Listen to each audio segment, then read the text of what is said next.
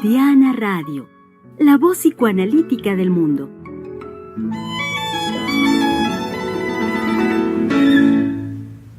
Así es, Freudiana Radio, la voz psicoanalítica del mundo. ¿Cómo que así es? ¿Usted ya nos hizo?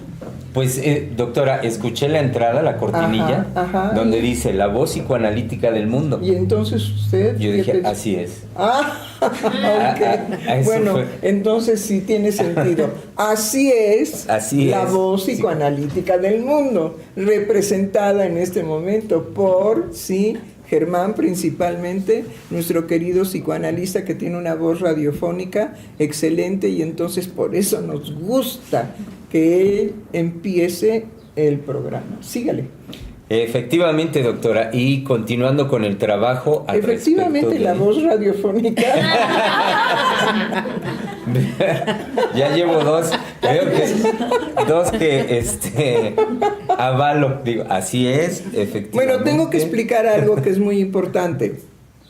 La relación con Germán, mi relación con Germán, es poder, digamos, introducir muchas cosas que tienen que ver con la vejez en el psicoanálisis. Es decir, usted es joven, yo ya tengo 85 años, entonces de cómo la vejez en el psicoanálisis, cuando no se pierde el gusto, la alegría, el entusiasmo, la clínica que está viva, indudablemente que con otro tipo de juventud, porque bueno, usted está entrando en la madurez, ¿no? Sí, doctora. Pero la relación que yo hago con Germán, es lo que yo quería exponer. Y vean lo rápido que es, pero además cuenta y dice, no, ya van dos. Muy bien, adelante, Germán. Sí, así es, doctora. Y bueno, de inmediato me hace pensar que en este sentido lo que usted señala es como nunca la relación con usted, nunca el trabajo en el psicoanálisis es una cuestión convencional o cotidiana de, sí, vamos a hacer un podcast, vamos a hacer un programita y demás, no. Sino que está siempre en juego lo que uno dice y desde dónde lo dice. Sí. Entonces me doy cuenta que en esos pequeños detalles de mis entradas me señala justamente la colocación que yo hago. Exacto. Para el trabajo. Exacto. Es decir, queremos compartir con el público que nos escucha, que nos ve, que en ningún momento nuestra situación deja de ser analítica.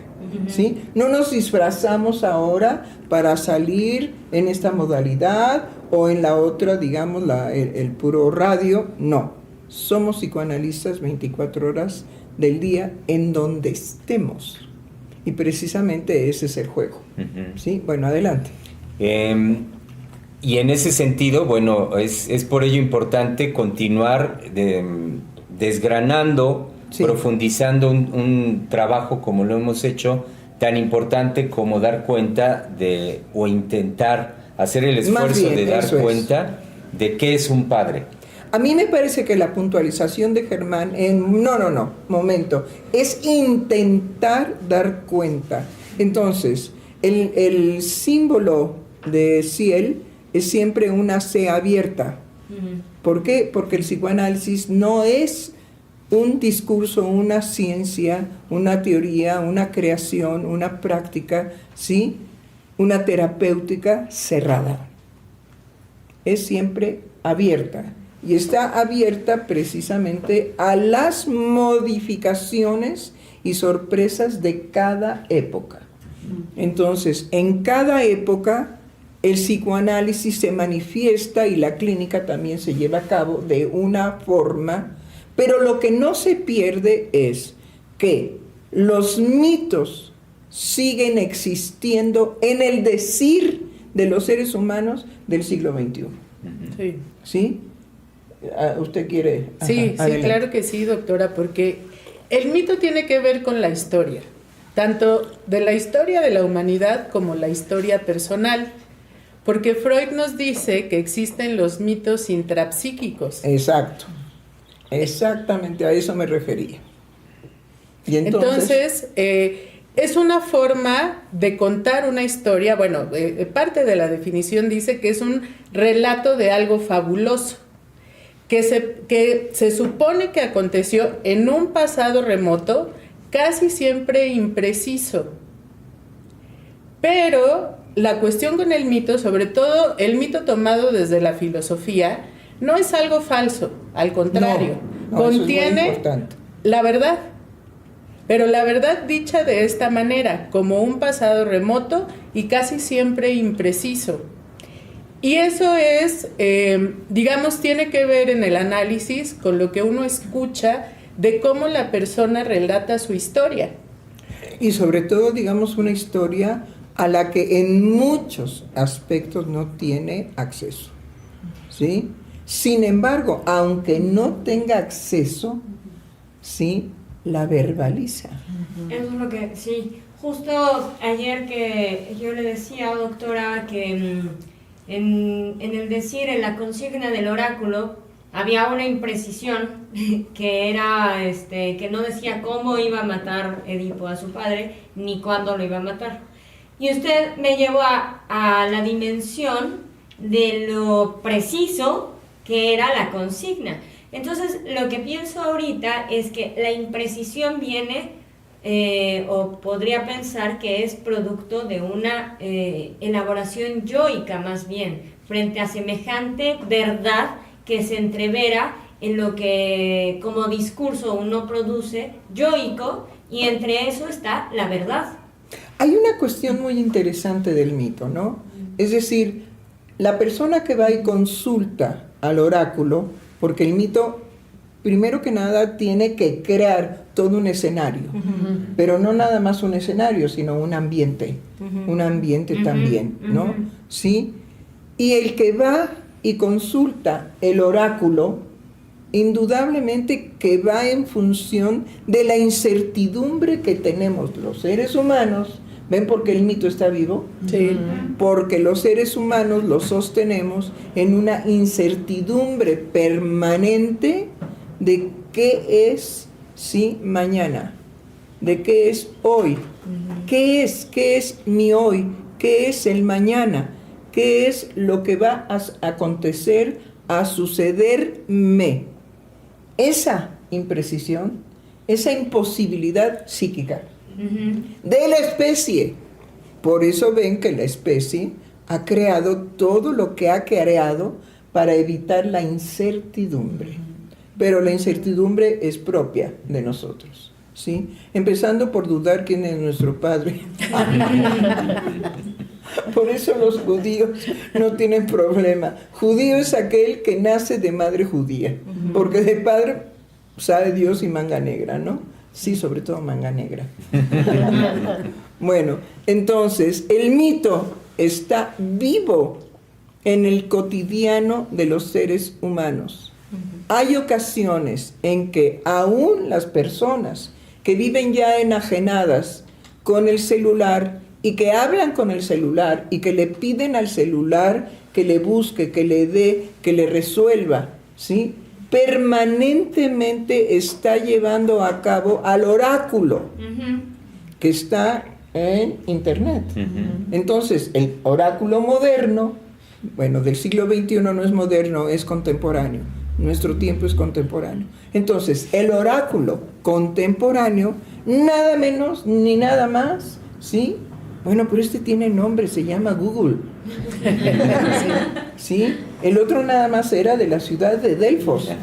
Me explico, pero no se llama ni Pancho, el oráculo Pancho, no. El oráculo de Delfos. ¿Me explico? Pero este es el oráculo de Google. Entonces, vivimos inmersos en el mundo, en el oráculo, en el mito de la información verdadera. ¿Ah, sí? ¿Quién sabe? ¿Quién sabe? Y nos dice y nos va, cada vez que lo consultamos, nos va diciendo una adversidad. Basta que nosotros preguntemos por un medicamento para que Tengamos una lista de hace daño, hace daño, hace daño, hace daño. El otro, benéfico, benéfico, benéfico, benéfico. Cura, cura, cura. Cuidado, cuidado, es peligroso. Total que finalmente nos quedamos en la incertidumbre. Claro. Bueno, ¿qué más del mito? Bueno. ¿O usted quería participar? Por ahora no. Ah, ¿no? Usted sí. Pero usted sí, adelante. Retomo justo sobre lo que se estaba planteando sobre la adversidad, y es algo que Freud justo retoma en decir, el mito de Edipo Rey no reside, o su importancia, lo magnífico, no reside entre el conflicto entre destino y voluntad, sino justo, y lo voy a decir tal cual, sino en la particularidad... No golpee en la mesa. Perdón. Ajá, sino en la particularidad del material en que esa oposición es mostrada.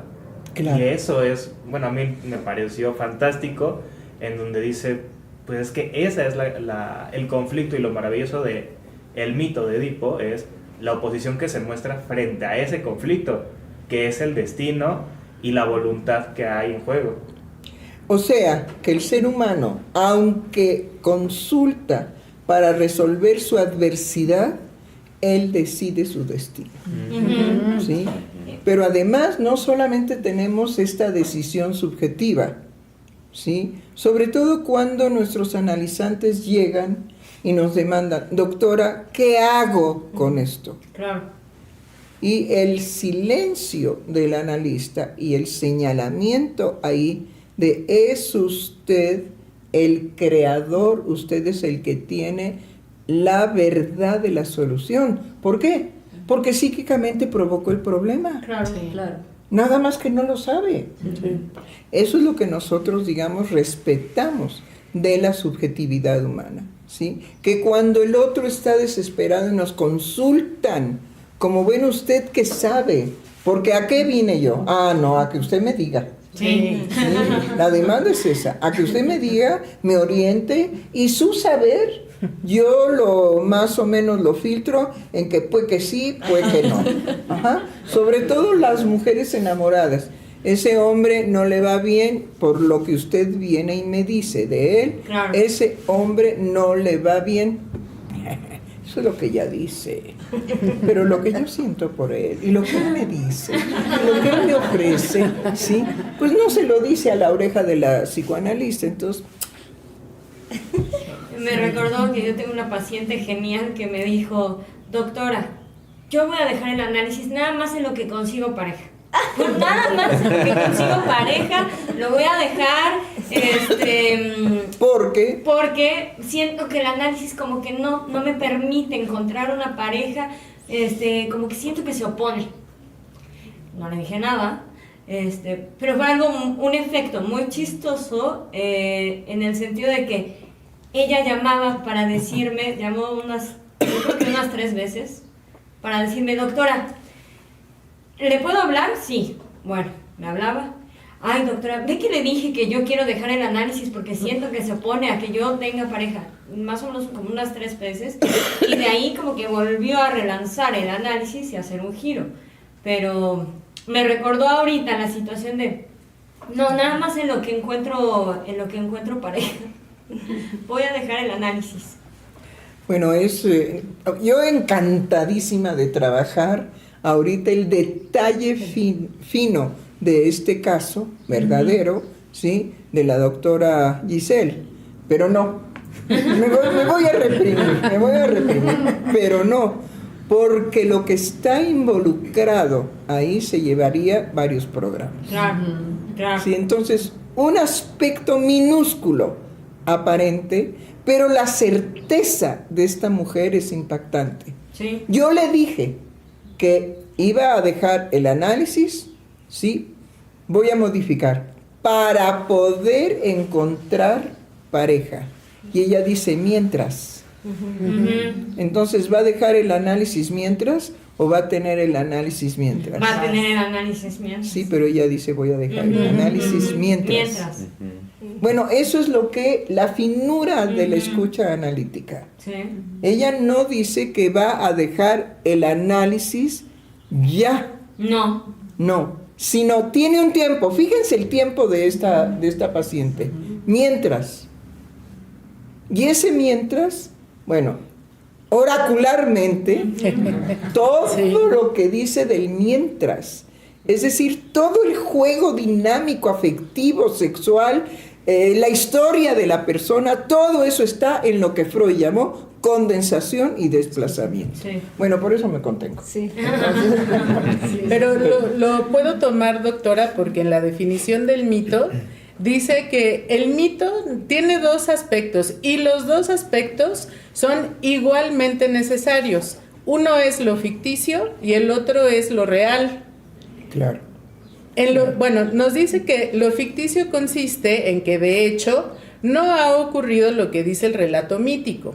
Y lo real consiste en que de algún modo lo que dice el relato mítico responde a la realidad. Claro, sí. Ahora, tendríamos que tener más o menos como 2 años o 3 años de programas para nada más tocar lo complejo de la creación freudiana respecto a la realidad. Sí. Está en 23 tomos. Toda la obra habla de la problemática de definir psicoanalíticamente hablando la realidad. Porque no es la realidad que nombramos habitualmente. Esa no es la realidad de la persona, ¿sí? No, la realidad es un brete, ¿no? Y tendríamos como 2 años de trabajo. Sí. Bueno, entonces, el mito se compone de dos partes importantes, pero la primera fue la que me interesó. Lo ficticio. Bueno, lo ficticio, ¿sí? Si no hay ficción, no hay psique. Nada más es así de fácil. Reducir la posibilidad de la ficción a que esto es lo psíquico. Si Freud crea la nueva psicología para neurólogos, tiene que tomar en consideración la ficción, la creación ficticia de los seres humanos, de la especie, ¿sí? Desgraciadamente las cucarachas no tienen ficción, porque si tuvieran ficción nos platicarían unos cuentos, pero de aquellos, y yo creo que todos serían colorados, intuyo, por la forma en que la cucaracha, digamos, se habitúa a estar conviviendo con los humanos. Bueno, ¿qué más? ¿Qué más? Bueno, nos dice que el mito es como un relato de lo que podría haber ocurrido si la realidad coincidiera con el paradigma de la realidad. Claro, si la realidad coincidiera. Pero aquí nos hablan de diferentes tiempos, ¿no es cierto? Sí. ¿Sí? Hay un tiempo de la realidad y hay otro tiempo de... El paradigma de la realidad. El paradigma de la realidad, sí. Bueno, tenemos broncas. Ahora el paradigma. No, a ver, entonces avancemos. Usted también traía algo al respecto del mito. Sí, yo lo que estuve investigando fue que el mito como un relato de acontecimientos prodigiosos protagonizados por seres sobrenaturales, como dioses, semidioses que son creadores del mundo. A mí esto lo que me hizo recordar fue acerca de los acontecimientos, ¿no? Porque el acontecimiento, digamos, es una manera de poder, bueno, así es como lo estoy pensando ahorita, de poder dar cuenta de lo que ocurre en lo psíquico. O sea, el acontecimiento, digamos, que tiene precisamente un efecto, digamos, en la realidad, pero también en la realidad psíquica, ¿no? Y que lo psíquico precisamente se va dando en acontecimientos, no necesariamente en una línea del tiempo cronológico como nosotros, digamos, lo manejamos en muchos aspectos de la vida, no necesariamente en el psicoanálisis. Para que podamos, digamos, transmitir un poco con mayor claridad y más fuerza, sobre todo más fuerza, de aprehensión de lo que es un acontecimiento o los acontecimientos, podríamos acercarnos nada más con cuidado, diciendo que el acontecimiento es lo inesperado. ¿Sí? Por eso es un acontecimiento, porque va a movilizar al ser humano de todo lo que es su cotidianidad, y que él cree que cuando mete la llave al coche o le pica, digamos, al aparatito para que se abran las puertas, y él se sorprende porque no se abren, ese es un acontecimiento. Sí. ¿Sí? Y nada, no se abre. Y entonces empieza, digamos, es ese enfrentamiento de ¿y qué voy a hacer? Pero todo esto pasa rapidísimo en la vivencia psíquica. ¿Sí? Doctora, ya tenemos comentarios. Permítame. Sí. En la experiencia psíquica todo pasa rapidísimo, pero lo primero es el impacto de todo, simultáneamente, que es la condensación. Simultáneamente todo ya pasó por no voy a llegar, esto es urgente, no se va a abrir, sí se va a abrir. Bueno, todo lo que se le puede ocurrir en ese instante a un ser humano. Eso es de lo que el psicoanálisis se encarga. De ese instante, pero verdaderamente zarandeado, ¿sí? El ser humano por un evento tan intrascendente como puede ser el aparato que abre mi auto, no lo abrió. Tenemos un primer comentario de Wei. Buenas tardes, quisiera resaltar lo siguiente de consultar el oráculo. ¿Y ahora qué hago con lo que se me dijo?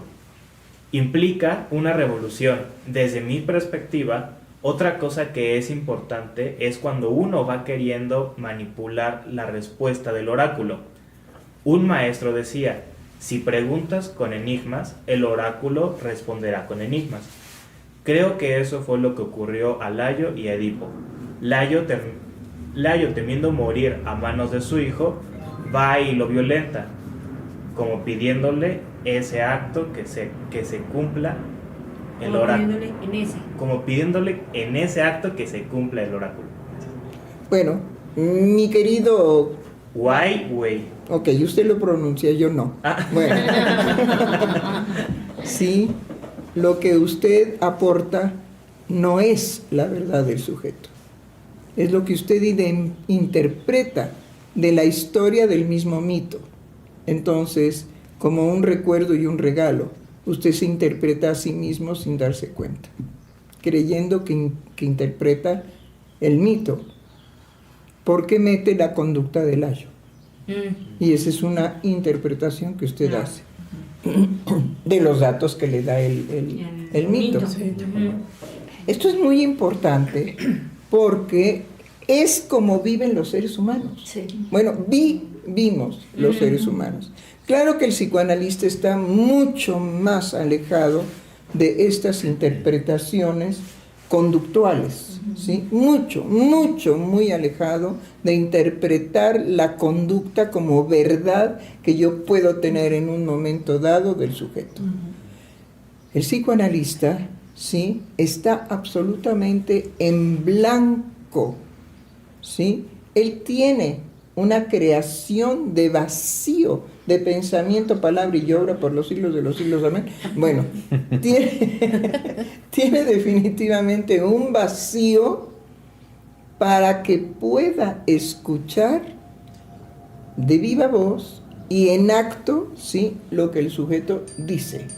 Y no interpreta al sujeto desde lo que dice, sino tiene que impactarse por lo que él dice, y entonces entra en una situación de creación. Por eso la interpretación psicoanalítica no es hermenéutica, ¿sí? Y por eso la interpretación psicoanalítica no es conductual. Entonces, nada más como un, digamos, reconocimiento a lo que él hace, por lo menos que lo sepa. Por eso no interpretamos la conducta del sujeto, ni los acontecimientos del sujeto. Entonces, a ver, ¿qué lugar le da usted en su investigación al acontecimiento? Pues yo, o sea, lo primero que me llevó a pensar fue en lo psíquico, que ahorita, doctora, con lo que usted nos va diciendo que es lo inesperado, yo más bien, o sea, lo pensaba como en función de la incertidumbre, ¿no? Y que como lo psíquico, o sea, a cada uno de nosotros nos asalta, ¿no? Ya sea por un lapsus, es decir, por querer decir algo y no decirlo, ¿no? En los mismos sueños, ¿no? Entonces, yo pienso que esto del relato de acontecimientos prodigiosos también, o sea, de lo que da cuenta, pienso, es que está incluida esa vida psíquica en los acontecimientos que van ocurriendo, que no necesariamente pueden estar presentados en la realidad, ¿no? Pero que están ahí ocurriendo. Entonces, el acontecimiento es lo inesperado, pero también, digamos, un acontecimiento puede ser aquello que provocó, por ejemplo, la pandemia. La pandemia es un acontecimiento, porque nos tomó a todos de una manera sorpresiva y iba a cambiar nuestra vida cotidiana ya. Punto. No era a ver si o tengo tiempo de... No, ya. ¿Sí? O te guardas 14 días o te mueres. ¿Usted me quiere decir algo? Sí, que tenemos varios comentarios, pero justo de lo que se está tratando nos comentó Giovanni Acuña. Doctora Silvia, por eso justamente el psicoanálisis no va a prosperar porque todos interpretan lo que su imaginación proyecta. Esto entre signos de admiración. No hay una lectura como lo que ustedes hacen y que yo siento que es más lúcida. ¿Qué es? Más lúcida. Más lúcida. Bueno, agradecemos lo de lúcido. A ver, porque si no. Inmediatamente. ¿Qué le vamos a enseñar a nuestro conversador? ¿Sí? Que tenemos un narciso. ¿No? Primero que nada. Entonces nos encanta, es de seres humanos, ¿sí? Que nos califiquen bonito, hermoso, trascendente, increíble. Pero eso, digamos, fuera de esa satisfacción narcisista, es verdad que el Centro de Investigación y Estudios Lacanianos puede decir con gusto, con agrado, con sinceridad, que el psicoanálisis verdadero se lleva a cabo en esta institución, el verdadero. No aquel que entra, digamos, en la comercialización del psicoanálisis. ¿Sí? Y es verdad que nos las jugamos. Bueno, sí. Después, Alma Flowers. Ya me preguntaba, queridos doctores, me quedé pensando por qué el síntoma del que hablan es siempre en singular y no en plural, entre guiones, síntomas. Ha de ser una diferencia de profundidad en las fuentes, pero tocan mi interrogante. Gracias por su generoso trabajo. Bueno, el síntoma, ¿sí? Más o menos yo tengo como 35 años o 40 años o 50 años, ¿sí? De estar en lo que es mi pasión, en la clínica psicoanalítica. ¿Qué es el síntoma? ¿Quién sabe? Es la mejor respuesta. ¿Por qué lo singularizamos? Bueno, porque definitivamente es en singular como se construye el mismo y es en singular como nosotros lo escuchamos. Los síntomas, bueno, los síntomas estamos cargados ahora de síntomas, ¿sí o no? ¿Sí? Y todos esos síntomas físicos, orgánicos, son la expresión de nuestra vida psíquica actual. Sí. Y bueno, con respecto a esto de lo singular, en algo que yo había encontrado al respecto del complejo de Edipo, porque una vez habiendo revisado, hay un punto en el que Freud empieza a abrir algo más allá de lo que se repite como complejo, ¿no? porque maneja, por supuesto, la cuestión filogenética del complejo de Edipo en el ser humano, y no bien ha dicho eso, que empieza a dar cuenta de características particulares de la posición del sujeto bueno, esto es lacaniano, posición, pero es como lo puedo expresar, la posición del sujeto con respecto a esa vivencia, a ese fenómeno que vive, porque sí marca una ley, el ser humano tendrá, y es muy puntual Freud ahí, tendrá que vivir esto de determinada manera, pero en donde está la creación subjetiva es qué posición, qué postura va a tomar con respecto a eso, cómo lo va a integrar dentro del fundamento de su vida psíquica, que bueno, además no es una postura, ahí sí ya me meto en camisa de 11 varas, a pensar ahorita cómo poder transmitir que no es que el sujeto se diga a sí mismo voy a ser tal, sino que le acontece y que en ese acontecimiento que le sucede está su participación. Bueno, eso es lo que está inconsciente, ¿sí? Es decir, finalmente somos una especie increíble, increíblemente fascinante. Sí. Porque lo que nos explicó ahorita nuestra colega, indudablemente que es el tiempo de lo psíquico. Claro. Y el tiempo de lo psíquico es sin tiempo. Es simultáneo, es aquí, es ahora. Eso también tiene que ver con el acontecimiento. Claro. El acontecimiento, por eso, es un evento que nos toma de sorpresa completamente y nos fractura la cotidianidad. ¿Sí? Creo que usted traía algo muy hermoso para cambiar de circo. ¿Sí? No, de pista del circo. Bueno, a mí me llamó la Traía atención. usted una carta de el hijo de Freud. ¿Cómo se llama este hombre? Martín. Pero, doctora, lo que a mí me llamó la atención revisando las cartas que escribe Freud a sus hijos. Ah, es de Freud a sus hijos. Sí, es pero de la Freud. que usted trae es la del hijo a Freud. No, es lo que Martín habla al respecto de su padre, no en una carta, sino en una situación, bueno, aquí no sé si yo estoy interpretando, pero lo que para Martín es su padre. En una situación, primeramente a mí me llamó la atención cómo Freud en esto de la colocación en cuanto a la familia, que era para Freud la familia, y no olvidemos que es judío, porque aquí es muy importante la participación de Freud como padre judío.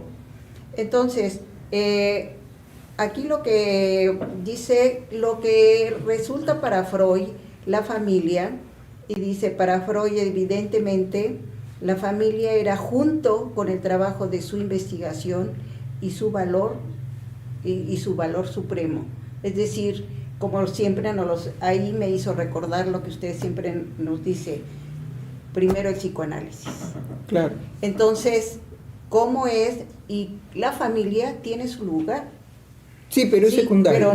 Pero no es exacto, no es ni al mismo nivel, ni mucho menos primero la familia. No es lo primero. No. Es decir, si nosotros queremos respaldar lo que la doctora nos trae, ¿sí? Freud nunca se confundió con que lo primero era aquello que atravesaba su ser, ¿sí? Y no lo que su sexualidad producía. Son niveles completamente distintos. Él amó infinitamente a su madre, y amó también a Marta. Amó a sus hijos. De hecho, la hija amada, porque bueno, siempre hay un hijo. Sí.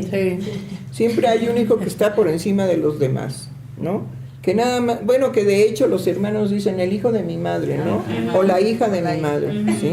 Ajá. Nada más que la hija siempre provoca otro tipo de cosas, ¿no?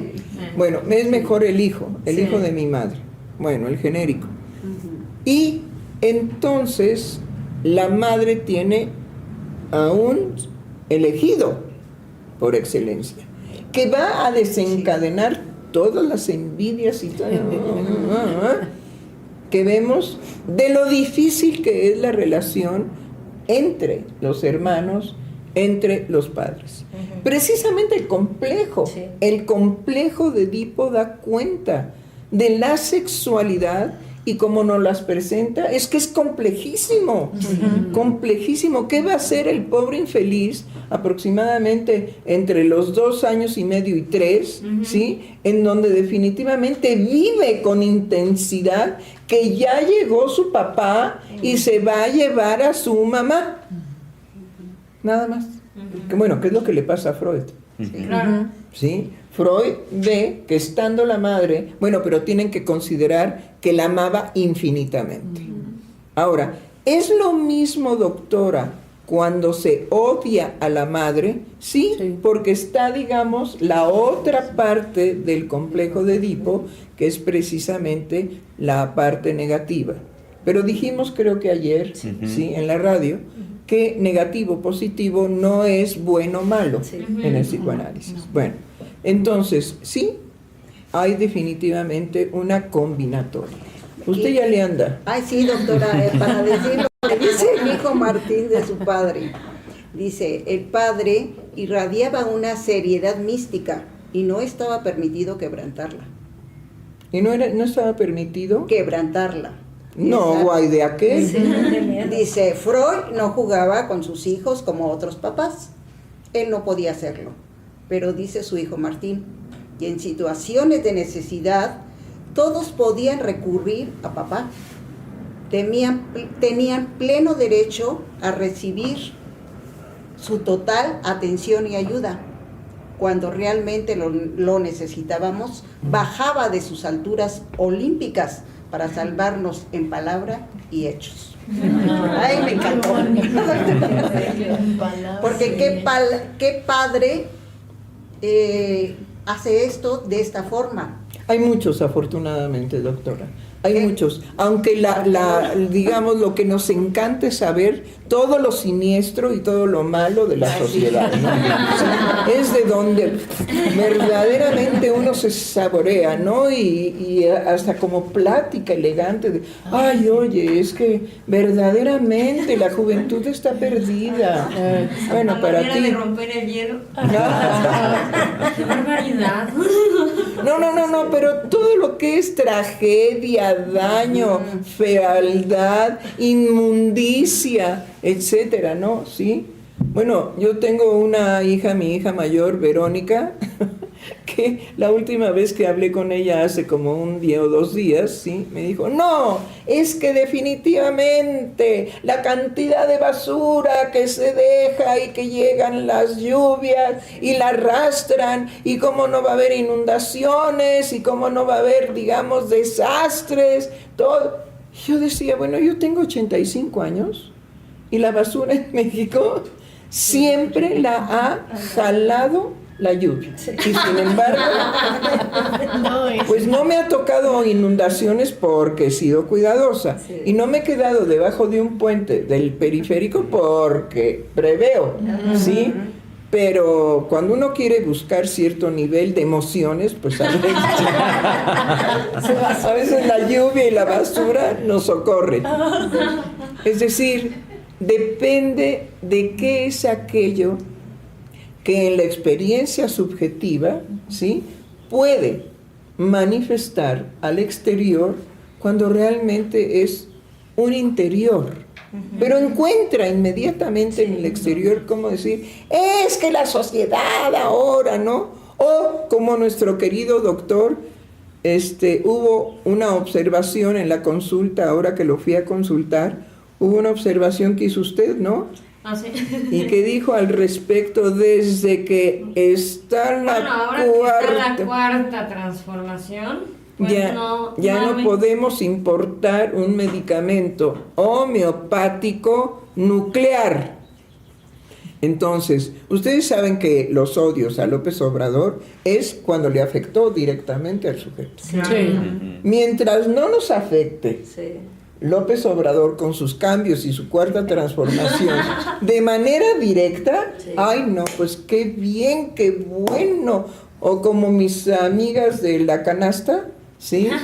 Ajá. Ay no, qué bueno que venga Estados Unidos, el ejército de Estados Unidos, y ponga a este hombre en su juicio.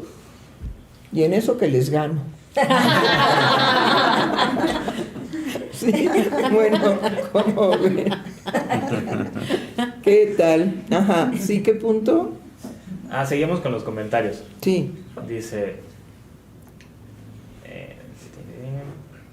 Dice Alma Flowers. No, ya se me corrió. Aquí está. Sí, gracias. Dice, a propósito del padre, me dejaron pensando que es como un fractal de muchas dimensiones, École. siempre moviéndose. El padre de carne y hueso, el padre que pervive en nuestra construcción permanente psíquica, el padre muerto y sus implicaciones y develamientos, y el Padre omnipresente y omnipotente, Dios Padre. Gracias por los caminos a los que nos llevan.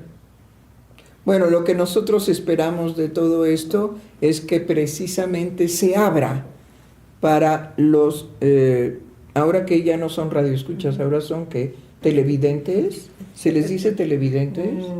Sí, puede ser, ¿no? Puede Sí, ser, sí. sí, aunque no Aunque es, no es tele, aunque no es televisión. Videovidentes. Videovidente. Videovidentes. Bueno, Es video. videovidentes.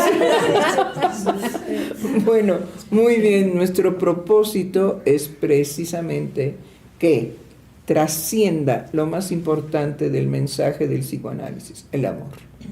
¿Sí? Entonces sabemos que por más trágica que haya sido la relación con el padre, el sujeto que se analiza puede hacer una neocreación de su padre, porque finalmente el padre es psíquico. Entonces puede hacer una neocreación que le permita establecer con él, por más desgraciado, infeliz, maldito, ojalá te lleve el viento. Ajá. Sí. No, sí. Es que el odio al padre es, pero enorme, enorme. Con la mamá somos más hipócritas, Sí. pero con el padre vamos directo, Sí. directo. ¿Por qué? Porque la expectativa es, ¿qué pasó, güey? ¿Qué pasó contigo? Sí. ¿Por qué no me diste? ¿Por qué no me procuraste? ¿Por qué no trabajaste para que no nos muriéramos de hambre? A ver, tú y tus borracheras, tú y tu alcoholismo, tú y tus vicios, tú y tus pirujas. Bueno, no, al padre tenemos, pero servido para reclamarle. Eso no lo hacemos con la madre. Y es que la madre tiene, digamos, una cualidad. Todo está en ella oculto. Está oculto. ¿Sí? Pero bueno, es más complejo que eso. Entonces, tenemos la posibilidad en la creación analítica de establecer un padre amado. De crear para nosotros un padre amado, un padre que podamos disfrutar de él. Lacan, que es un copión de Freud, ¿sí? Ajá. Dice, bueno, el complejo de Edipo es, por Freud, un padre atroz, severo, rudo. No es cierto, no es cierto. Pero bueno, a él le convenía decir eso, ¿sí? Y lo que él propone es ya no ese padre, ¿sí?, sino saber servirse de él. Lo que yo extraigo de esa creación lacaniana, ¿qué quiere decir servirse del padre? Es crear precisamente, psíquicamente, un padre que podamos amar. ¿Cómo la ven? No, Ya usted ya se inspiró. Es que, ¿saben qué? Que hay un momento, ahorita no voy a encontrar el párrafo, pero hay un momento que a mí me inquietó mucho en el desarrollo que usted está haciendo, porque yo nunca lo había pensado, es que en el desarrollo de la organización edípica que hace un niño, dice que a partir de la desilusión de no haber sido elegido por el padre, no menciona ahí la figura de la madre de otra manera, que no haber sido elegido por el padre como objeto de amor, tanto en el varoncito como en la niña, es a partir que se desencadena la emoción de ternura y de hostilidad en una simultaneidad, en un recorrido. Pero a mí lo que me llamó la atención, y ahorita en lo que usted dice, es en el padre a quien le podemos depositar así la violencia más clara, es justamente, bueno, yo ahorita lo asocio justamente porque en la vivencia psíquica hay una desilusión de no haber sido elegido como su objeto de amor. Entonces le doy. Entonces es directo. Y con la madre hay un recorrido diferente. También hay una desilusión, pero Freud no lo maneja así, lo maneja con el padre. Entonces se me hace sumamente... Pues importante. Sí, como complejo poder dilucidar toda la línea que usted está haciendo entre ese padre de carne y hueso, ese padre que uno construyó, ese padre que uno opera, de qué manera puede morir en mí, de qué manera sigue vivo. Pero el padre también que analizamos. Cuando nos analizamos, sí. El padre que analizamos, ¿sí?, puede finalmente en un fin de análisis, puede devenir un padre en donde yo puedo depositar mi amor por él. Sí, doctor, es que eso es que a mí me parece que, bueno, el psicoanálisis no se dedica a hacer ofertas, ¿no? Que no le digan, que no le digan, atrás de la raya que estoy trabajando. No, definitivamente no hay ofertas. 70% de descuento. Sí. Le cambia a su padre por otro. Sí, no. Pero indudablemente que la posibilidad que puede señalar, ¿sí?, Lacan con la expresión, no el padre terrorífico, no el padre cruel, sino saber servirse de él. Sí. Para que con este tránsito ambivalente y la dinámica cómo se desarrolla, ¿no?, porque es ambivalente, son los dos valores, es el amordio y se combina. En cuanto a la diferencia de sexos. Sí. Eso definitivamente es como para pensar sin los queer. Ah, queer. No, yo les digo que para los nombres actuales, bueno, queer, ¿sí? Sí. Genial. Bueno, para los queer, ¿quién sabe si habría, digamos, esta posibilidad de esta dinámica? ¿En qué sentido? En el sentido de su raciocinio, claro. En el sentido de tomar sentido cuando se unen a una representación de su sexualidad que nombran de esta manera. ¿Sí? ¿Otra vez cómo? Queer. Que nombran queer. ¿Sí?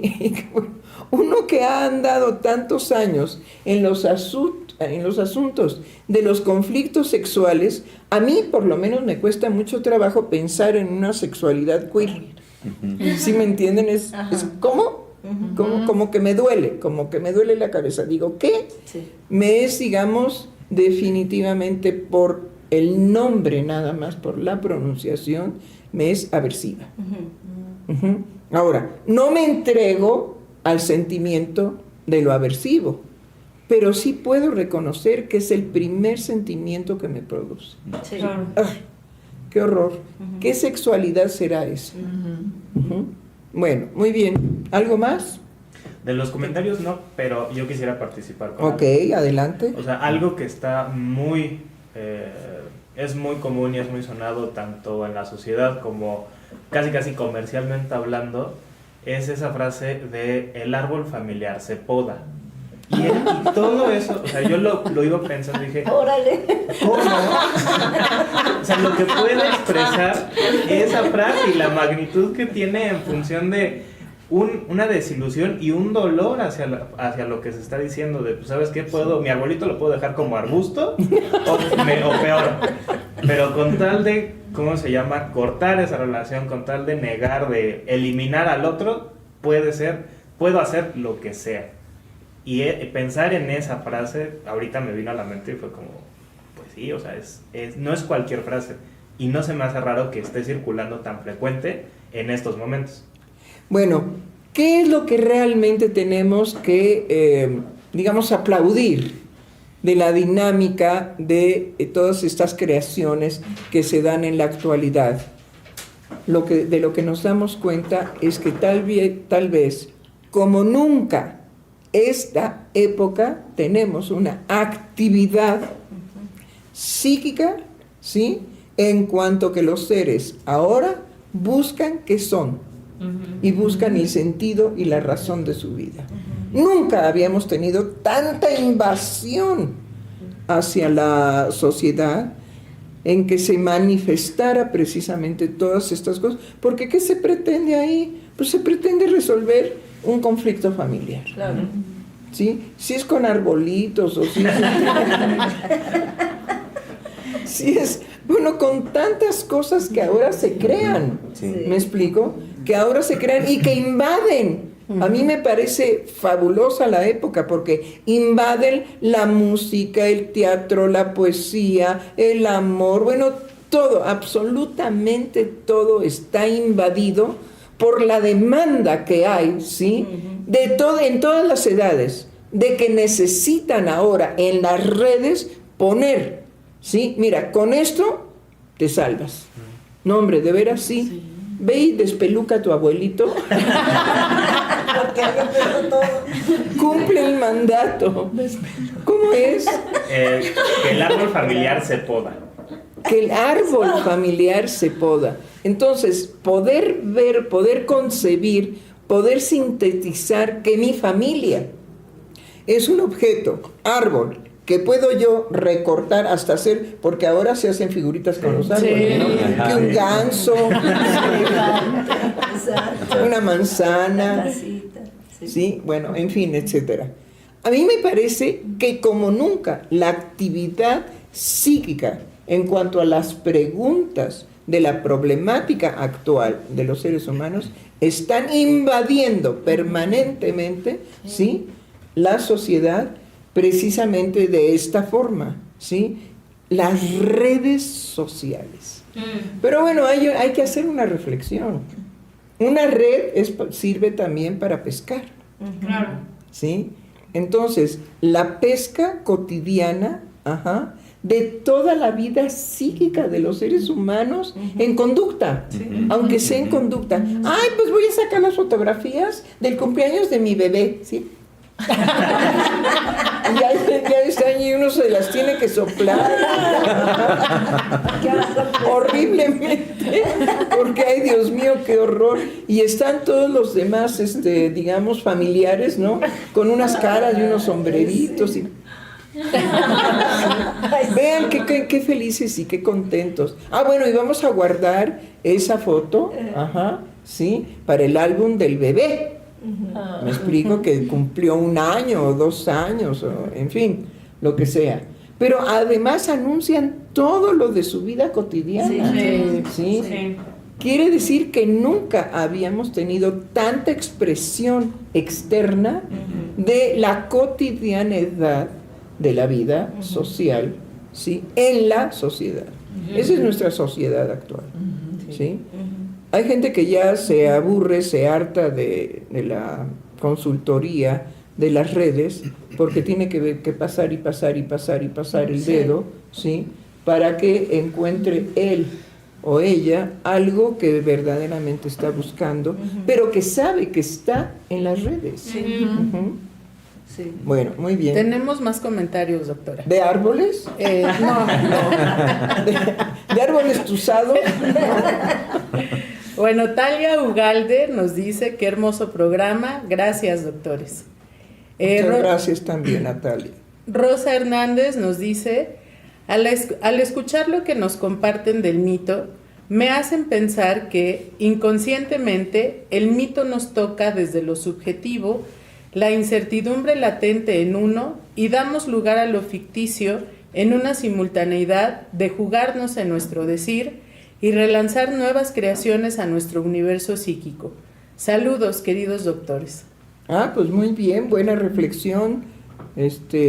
Nuestra colega Rosa, ¿sí?, que ella vive en Pachuca, ¿no? Sí, muy bien. Y Wai Wei Ay, no, es genial, es genial. A ver, venga. nos dice, ¿Podrían explicar un poco qué significa positivo y negativo en el psicoanálisis? No, pero ni en sueño, corazón de mi vida, pero no se preocupe, el curso le cuesta anualmente 60,000 pesos. Llégale. No, definitivamente nunca expondríamos un trabajo psicoanalítico teórico, ¿sí?, en preguntas y respuestas. No lo haríamos jamás. Tenemos un gran respeto a la creación y a la obra teórica de Freud y de Lacan, definitivamente, y de muchos otros brillantísimos psicoanalistas. Estoy pensando en Melanie Klein, estoy pensando en la hija de Freud, Anna Freud, estoy pensando en, ¿cómo se llama el del objeto transicional? Winnicott, es decir, grandes psicoanalistas. No solamente son Freud y Lacan, sino que el psicoanálisis ha tenido, afortunadamente, grandes psicoanalistas que se comprometen con hacer una creación inspirados precisamente tanto por su clínica, por la complejidad de lo psíquico. No puede agotarse lo psíquico en lo que nos dejan muy bien tanto Freud como Lacan. Pero nosotros, definitivamente, para tratar algo que tenga que ver con la teoría, somos sumamente cuidadosos, exigentes y cobramos caro. ¿Por qué? Porque al sujeto le tiene que costar mucho, ¿sí? Y como el representante de costo y beneficio es el dinero, le tiene que costar mucho dinero el acceder, digamos, a una expectativa de adquirir vivencialmente, porque aquí la teoría no es académica, aquí el manejo de la teoría es vivencial. Entonces, va a pagar con el dinero, ¿pero de qué? No los billetitos, psíquico. Sí. Entonces, si por ahí me entendió mal, porque le di, digamos, un costo fantástico, nosotros jamás cobraríamos semejantes sumas. Sí. Porque sabemos que el costo con el que paga el que se forma con nosotros es vivencial, sí. Es con su propia vivencia, que es mantener un deseo de devenir psicoanalista. Entonces, bueno, lo esperamos. Sí, uno más de Rosa Hernández nos dice: el ser humano, aunque consulte el oráculo, él decide su destino. Gracias, doctora Silvia Heiser, por tan trascendente decir. Pues sí, realmente mi vida tiene sentido, como decía Freud. Sí, mi vida solamente tiene sentido en el psicoanálisis. Y bueno, tal vez cuando esté moribunda también le diré al doctor, sí, usted y yo quedamos en que tendríamos que terminar esto para que no sea trágico. Sí, indudablemente. Sí. Bravo por tomar esa decisión, Freud. Lacan también la toma. Sí. Ay, pero el que es simpaticísimo es... No. Ese no lo voy a mencionar. Ese no lo voy a mencionar. Sí. Bueno, ¿qué más? Son todos, doctor. Son todos. Hasta el momento. Muy bien. ¿Qué más? Pues a mí me gustaría, sí. Pensaba cuando los iba escuchando en el título del programa, bueno, de los programas, ¿qué es un padre? Como, bueno, primero pues ahí está lo singular y que la apuesta y el compromiso que usted nos transmite, doctora, es a no cerrar, sabemos que lo psíquico es inmenso, no es posible de aterrizarlo en la teoría ni en ninguna otra forma. Entonces nos abre, pues sí, ese universo psíquico para que sea singular el qué es un padre. Se han abordado muchas cosas, pero yo escuchaba recientemente de 2 personas que nos escuchan y me decían, pues sí, que ha sido muy interesante, que han escuchado cosas que en ningún otro lado habían oído y que a ellos los dejaba tocados en pensarse o en verse a sí mismos y pues que quedaban preguntándose cosas y sobre todo eso, tocados en una experiencia vivencial. Y dije, pues sí, es que ese es la línea de los programas, es lo que hace el centro. No busca dar una respuesta, no va por la teoría. No sería psicoanálisis si buscáramos aterrizar lo psíquico en lo teórico. Seguro, Sí. pero digamos, se cumple la misión. Finalmente, si usted recoge estas vivencias, eso es lo que pretenden estos programas. Basta ya de estar ninguneando el psicoanálisis, porque se pierde la riqueza y el beneficio que tiene para la sociedad. Ay, pero no está ya superado eso. Sí, está muy superado, superadísimo, es decir, lo que le falta es entender de usted mismo. Eso es lo que está no superado. Pero sí, el psicoanálisis, como la virginidad de las mujeres,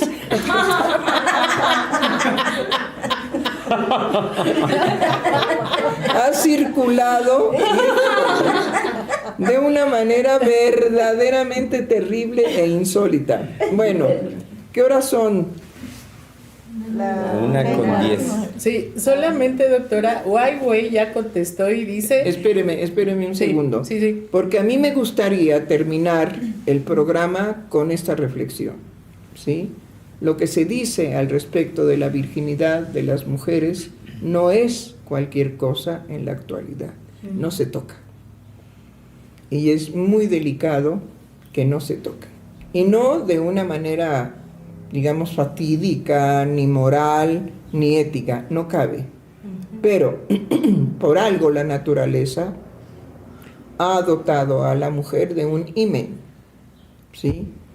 Y que yo sepa, pues eso tiene, digamos, una trascendencia no solamente cultural, sino también valorada la mujer a partir de esa membrana que tiene que conservarse y que tiene que donarse, ¿sí? Como se usaba, a un esposo, y que el hombre tenía ese derecho de demandar la virginidad, ¿sí?, de la mujer. Claro, tiene todas una serie de consecuencias políticas o socioeconómicas, en fin, etcétera. Pero nos hemos olvidado de muchas cosas que hay que recordar, porque están vigentes, definitivamente están vigentes y no se nombran. Hay que nombrarlos. Bueno, yo dejaría, digamos, el cierre aquí, pero no quiere decir que no escuchemos el comentario. Sí, dice que con gusto vendrá a pagar algún día. Ay, claro que sí. Vendrá a pagar precisamente con su devenir analista.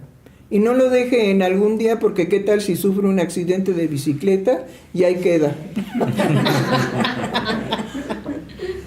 Tenga cuidado, consérvese. Bueno, muy bien. Eche la musiquita porque nos despedimos.